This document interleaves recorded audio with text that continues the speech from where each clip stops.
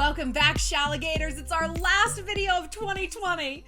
Thank God this year is over. But my boyfriend said something extremely depressing this morning. He's like, I don't think 2020 is going to be any better. It's just a day. It's not like, there's not like a magic wand waved over January 1st that's going to ameliorate all our problems. Everything that's wrong today is going to be wrong tomorrow. I was like, you are literally, don't ever work for a suicide hotline, because could not be what we want to hear less. But he's not wrong. I'm going to tell you guys how to walk into this year with a healthy, positive attitude, and actually why his statement is kind of a good thing and what we can learn from it, plus how to let go of this garbage ass year, how to get over the really bad things that happen to you, from the small to the big, and how to decide where they fall on the, spectrum of absolute misery. And then our next video is going to be on setting healthy habits and manifesting a better 2021, because shut up, Vince. We're going to do this. We are going to make this year better, because the Shallontourage can do anything. But before we get started, just a reminder to follow me on Instagram at ShallonXL. And if you want to shop some merch, little post-holiday gifts to yourself, or you need some post-holiday help with something specific and want to submit a question, head on over to my website, shallonlester.com. And if you want a video shout out from me, maybe a pep talk to get into the new year, some manifestation tips, head over to Cameo.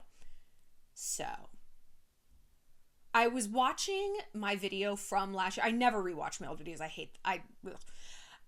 But I was watching my video from last year this time, like 2020 glow up, and it's like, it's going to be our best year ever. And we're all just like, I live in a different state. I've got a different hair color. I've got a dog, a different truck. Like, it's a lot of those things that have changed in my life are great things. But obviously, we have all endured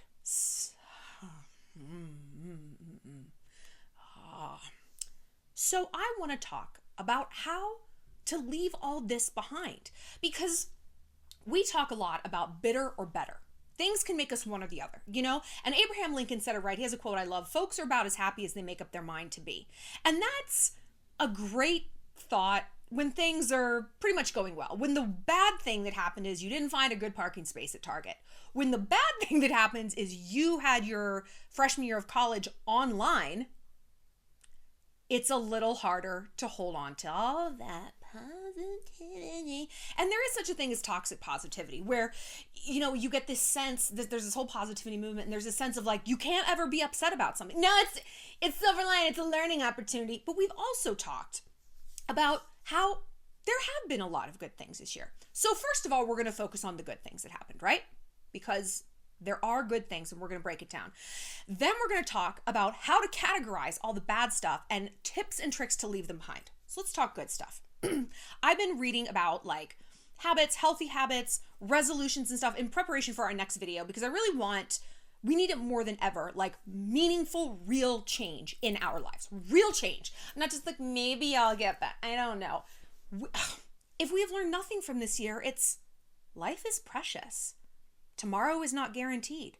The things we took for granted, the basics, freedom of movement, where I can live, what happens to my body, my access to healthcare, all of that is now in question.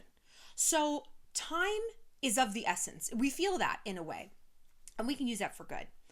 But I was reading about habits, and this one article was talking about looking at the habits you have already developed this year. And instead of making all these crazy resolutions, focus on holding on to the habits that you had. And I was like, habits that I've already developed. I really like the concept of this. It's like, yeah, we look at January 1st as a time to like completely redo our lives. I'm never going to eat dairy. I'm going to work out 11 days a week. New year, new me. I don't want to be a whole new person. And I'm sure you guys, feel like this year has already made us into new people, right? We've had different routines and schedules. We've had different fears and anxieties. We've had relationships shift. And now, like my best friend, I see her on Zoom. It's like, what? I don't want any more newness. Actually, I'm all stocked up on change. And so I want to focus on holding on to the things that we have done. And I thought this article was great. I'll actually put the link in the bio.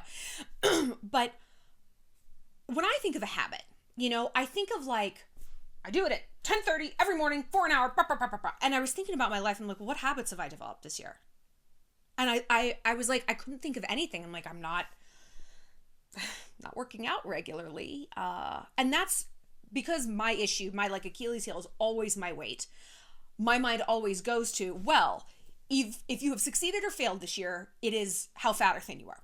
Like that is the only, that not the only metric matters, but that's the very first metric my warped little mind always comes up with. So I'm like, well, I'm fatter than I was this time last year. So year's been a failure. Therefore, I haven't developed any healthy habits. It's just been an absolute garbage fire. And then I'm like, you know what? I don't think that's, no, thank you, demon brain. No, thank you, fear-based anxiety brain. No. What's my intuition brain saying?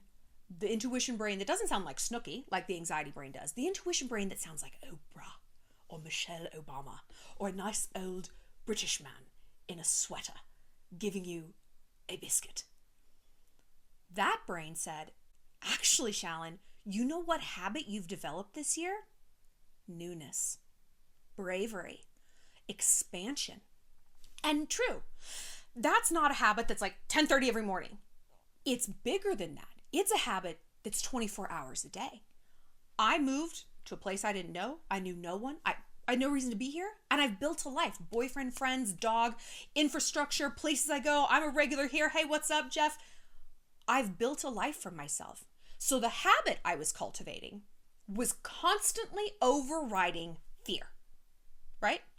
It was constantly looking in the face of something new and different and scary and I don't know what the outcome is and charging the fuck through it. Why am I saying this? Am I saying this just to brag about myself? A little.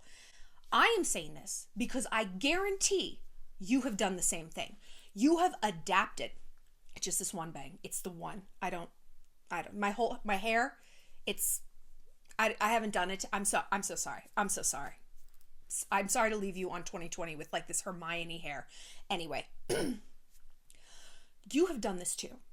If you're still here, and especially if you're watching this channel, because this channel is for growers, right? This channel is for stretchers, achievers, conquerors, alphas. This is not a channel for wallowers. This is not a channel for betas and victims. They come here and they're like, fuck you, Shallon. I was like, well, fuck you right back. You don't belong here. I could level you up, but you don't seem into it, so that's fine. Can't save them all. If you're here receiving this message, there's something in you, not just a little something, but a majority stake something that is resilient, gritty. You are psychologically elastic. And studies have shown that trait, above all other traits, above all other circumstances, logistics, gifts, whatever it might be, is the foundation of happiness, mental resilience. The opposite of this is neuroticism, someone who's neurotic. And we see, we all have a friend like that who's like, oh, I'm just, and then my car got a flat, and it's like life is just constantly a brutality to them. It's like they're made of glass. They can't bounce back from something. They can't talk themselves out of something. They're living in this constant chihuahua fear state, right? You are probably living in a Great Dane state. What bothers a Great Dane? Fucking nothing, man. There's a lot weirdly in Montana. They are calm. Great Dane doesn't resonate. An eagle. They're not titchy, skittery little animals. They are in control. They're at the top of the food chain, right? And I bet that's how this year has gone for you. You might have had your chihuahua moments, but you have chosen a path of expansion. You have chosen a path of mental elasticity. So look at the habits you've cultivated. For me, when I was like, I really need to come up with like a habit, like an actual day-to-day habit that I do no matter what. I just do it. And for me, it's making my bed. Rain or shine, hungover or not, busy or not, I make my bed. That is part of the tapestry of who I am. And that wasn't always that way, but it has become that way. I hang my clothes up. I don't put them on piles on the floor all that much. But habits, they don't have to necessarily be like this clockwork thing. It has to be circumstances where more often than not, we look at our laziness, fear, anxiety, societal pressure, everything pushing us away from that good decision, away from making the bed, away from doing that Zoom yoga class. And we say, no. And we slay that dragon and we keep moving forward anyway. To me, that's a habit. So in order to let go of this year, I want you to first embrace this year. I want you to look back and be like, what punches have I rolled with? Where have I found silver linings, upsides? Maybe it's just like, you know what? I kept in touch with all my friends this year. I didn't let one single friendship wither on the vine. In fact, in quarantine, I got in touch with a lot of people I haven't talked to. And I have kind of a whole new, not a new social circle, but I can look and like some of the people I talk to the most regularly that I text, I'm a texter, not a talker. And that's okay. Are people who I either kind of barely knew at the beginning of the year or maybe I hadn't even met yet. And I'm like, you know what? The pandemic gave that to me. Getting canceled gave that to me. You know, I connected with so many other YouTube creators. I was like, wow, I feel so much more connected to my own industry now. It's like, hey, you know, thank you. Do it again. I want to meet more people, like whatever. So I've tried to look at those silver linings. And if you try, you're going to find them. Maybe it's, you know what? I broke my FOMO habit. I don't feel compelled. It's like I have to be at the coolest party. I don't feel like that anymore. That fuckboy who I was so twisted over, I haven't seen him in 4 months. I haven't been back on campus. And now I get perspective. I'm like, you're a douche. Maybe it's something as simple as like, I talk to my grandmother more now. I hang out with my family. I cook my own meals. I don't send my laundry out. I do it myself. I have a better relationship with my pet. I've trained him to sit finally after 11 years. There's something there. But one cannot have a silver lining without that black cloud. And oh God, have we not had our fair share, so many people's different fair shares of nightmarish garbage scenarios. I mean, we have suffered this year financially, mental health wise. I mean, yeah, you know, we have to stay home and keep people safe, but there is a mental health toll to that. And I know that keeps coming up as the counter argument against, you know, quarantine and stuff. It's like, okay, we're physically safe, but mentally are people just devolving? And there's less maybe mental health help available versus COVID help. You can see both sides 100%. And we've experienced both sides. We feel that. So I want you, and I'm a big fan of lists, to list everything that's gone wrong this year. Everything that's gone wrong. And this is not an exercise in wallowing, because I rarely ask you guys to list bad things because I don't want you to focus in on them. You know, I want the haziness of memory to blunt the edges and be like, I don't know, what did happen? No. If there are things that are spinning around and around and around in your mind, I can't believe I didn't get prom. I can't believe I didn't get to have prom. I lost my job. I lost my fucking job. My boyfriend broke up with me, and that wouldn't have happened if we were still able to see each other. Now who knows who he's Snapchatting? Okay? These things that you're chewing on that are stuck in your craw, write them down. Don't just write them down.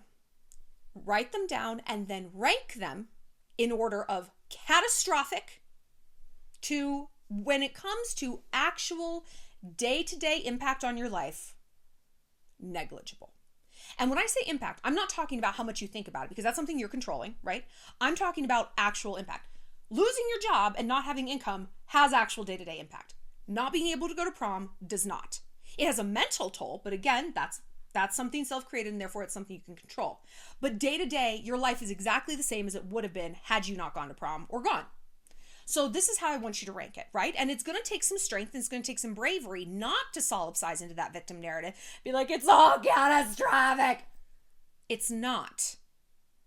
It's not. Some of it very, very much is. So list that. Because here's what we're going to do now. We're going to have some honest conversations with ourselves. We're going to give some tough love to ourselves. And it's not my favorite kind of love at all. My favorite love is sexual love, but we can give that to ourselves later. Make time for that.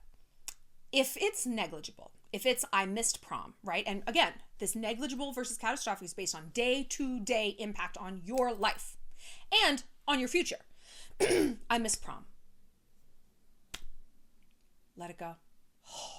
What? What? You're telling me to let it go? I am. You know I'm not one on forgiveness. Not really my thing. I am one for peace. For peace. I'm one for energy conservation because I'm lazy and I'm tired all the time, and all I ever want to do is just lay around and watch British dramas and be left alone. And I cannot find that peace. I cannot enjoy my British dramas and my biscuits if I'm chewing and chewing and chewing on an injustice, right? Life isn't fair. I hated it when people said that to me. I hated it. Because I would say it's people like you that make life unfair. And sometimes that's true. Sometimes that is true, that there are justices we can seek. We're going to get to that. And sometimes, though, they're simply not. And when we get caught in this, but why? But I don't fucking know, girl. Die and go ask Jesus. I don't know.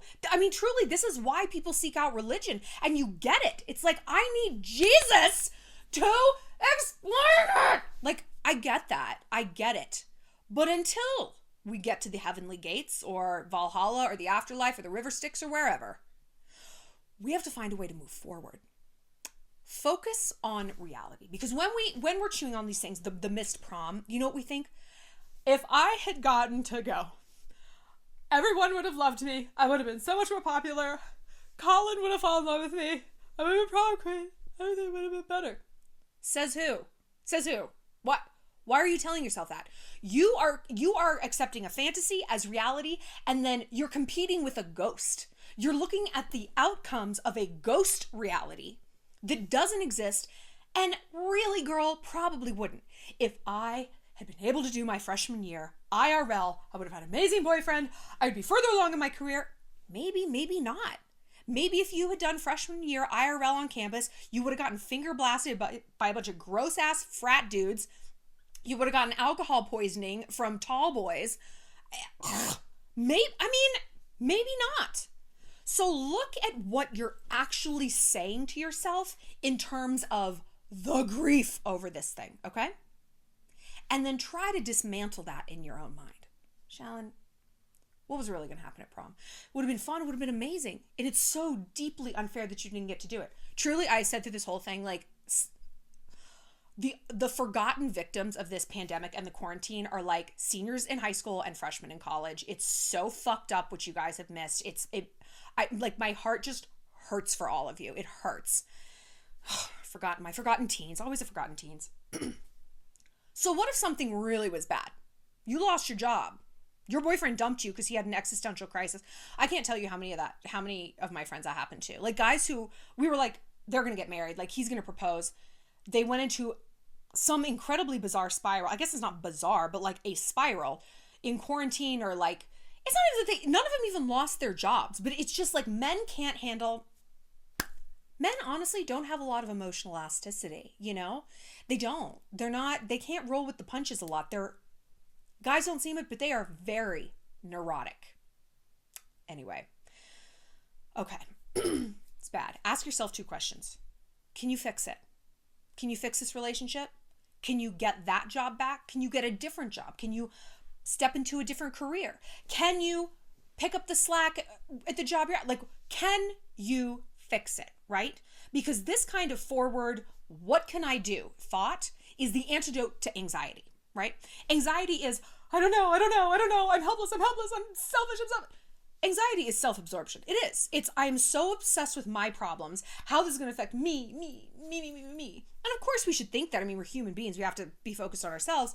But there's a tipping point where it just becomes absolutely solipsistic and self-focused. And you're just like, so that forward thinking of what can I actionably do to fix it is going to be just like this eyedropper of analgesic into your addled mind. The second question to ask, if I can't fix it, can I learn from it?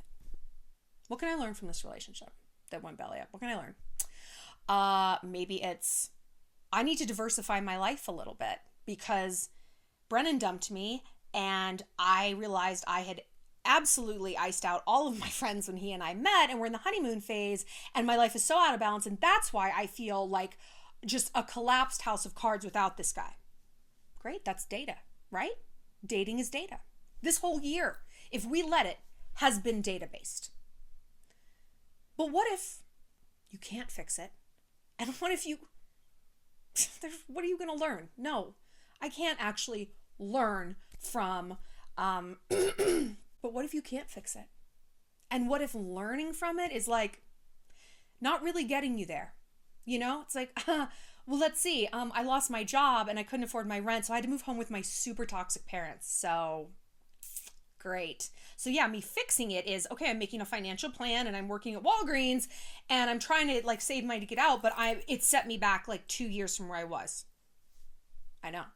That, I mean, is, there's been a lot of stuff I've gone through this year that I can't fix, and quite frankly, I can't really learn from very much. I mean, I can, but not enough that I'm like, I feel fine now. I don't feel fucking fine at all. I still feel bitter and miserable. Then I want you to grieve. I don't care if you have to set aside a 3-day weekend of grief. And you can tell people, you know what? I'm logging off for a few days. I need some time to myself. I remember one of my Hurt Lockers. And I remember saying this to my friends. And at the time, my schedule was over the top. Like, I couldn't take...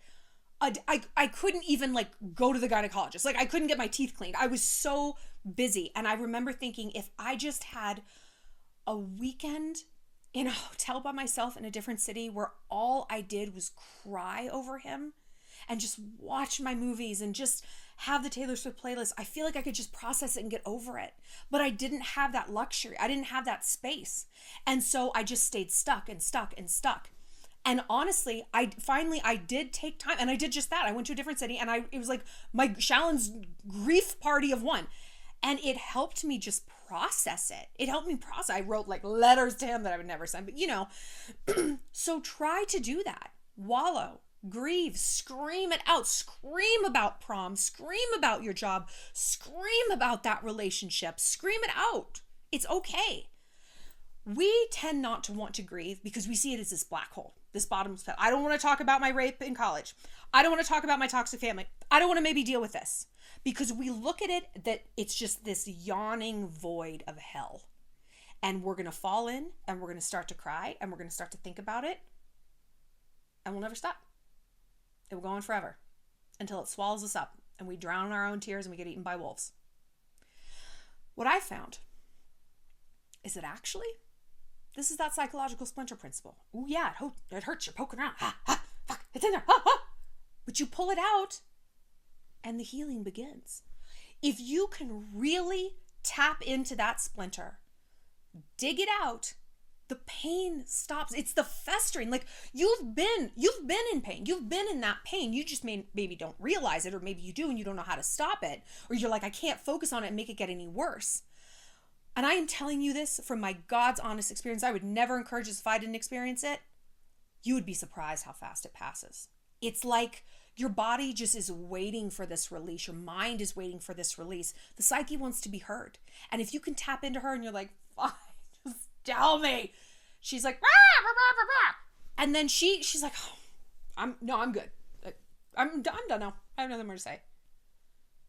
It's like it lifts. You really do move through it. So try this. Try these things. What can I fix? What can I learn? How can I grieve? Right? And it might be all three. Hopefully it is, because then maybe you'll fix a little, learn a little, grieve a little. Okay, emotions are complicated, and God knows this year has been too.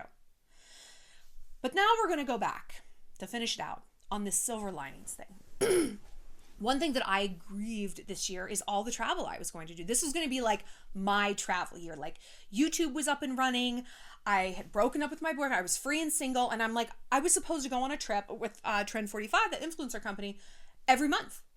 Iceland, Bali, Morocco. I mean, I was so excited. And I was like, you know, this is the year I deserve after a really tough road to being a YouTuber, after a really intense and traumatic breakup. And it just evaporated like smoke. I was on my way. We were in the car on the way to LAX, where I was going to fly to Australia for a week or two before going to Bali on one of these trips when California locked down.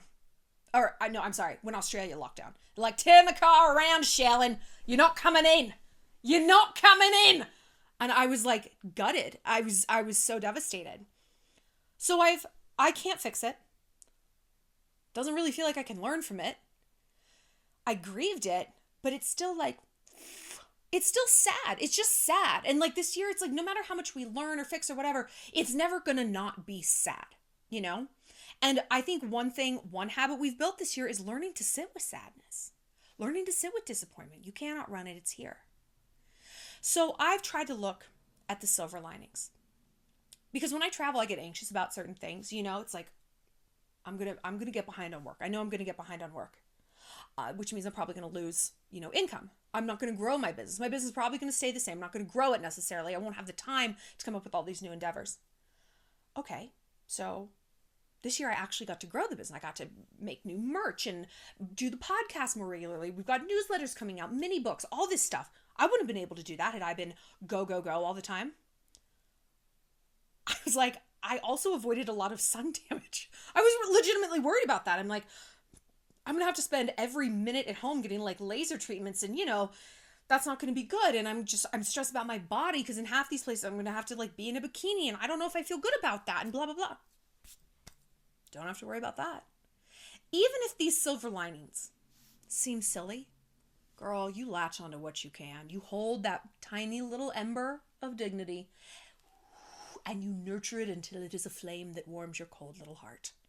I get it. So look at the things that maybe God kept you away from this year.